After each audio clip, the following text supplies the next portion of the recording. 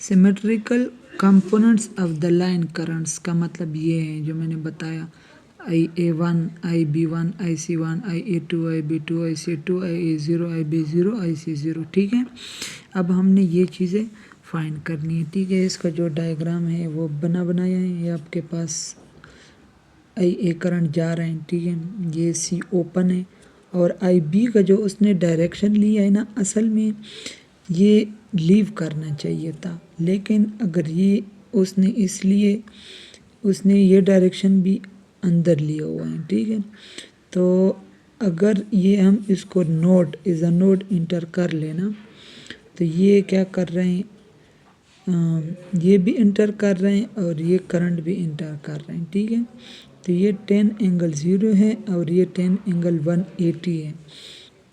क्यों? 10 एंगल 180 जो हमारे पास -10 के बराबर है। ठीक है, तो अगर ये इंटर कर रहे हैं, ये भी इंटर कर रहे हैं, तो ये कैसे होगा, नोड में कैसे होता है, इंटर, ठीक है, प्लस इंटर इज इक्वल टू 0 होता है। ठीक है, तो आप इसको देख सकते हो 10 इक्वल टू 10।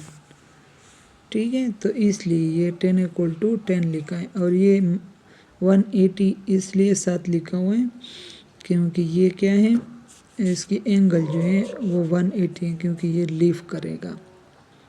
ठीक है, असल में ये लीव करते हैं इसलिए 180 लिखा हुआ है। ठीक है, और ये -10 के बराबर है।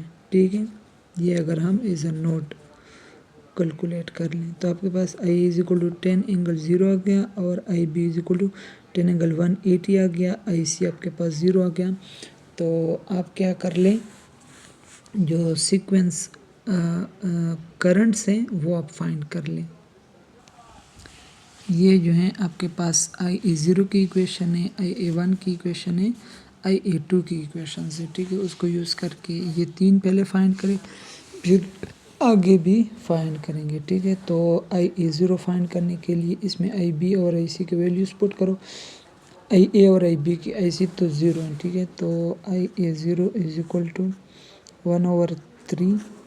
ठीक है, और इसमें हम रेक्टेंगुलर पुट करते हैं। रेक्टेंगुलर वैल्यूज़ तो एक की 10 थी, दूसरे की -10 थी। ठीक है, तो ये कैंसिल होके IA0 आ जाएगा। तो IA0 जब 0 आ गया तो इसका मतलब है कि IB 0 और IC 0, ये भी 0 है क्योंकि तीनों इक्वल हैं। ठीक है, अब IA1 के पास चलते हैं। IA1 में IA की वैल्यू पुट करो, A की वैल्यू पुट करो और IB की, IC तो वैसे भी 0 है। ठीक है, तो IA1 इज इक्वल टू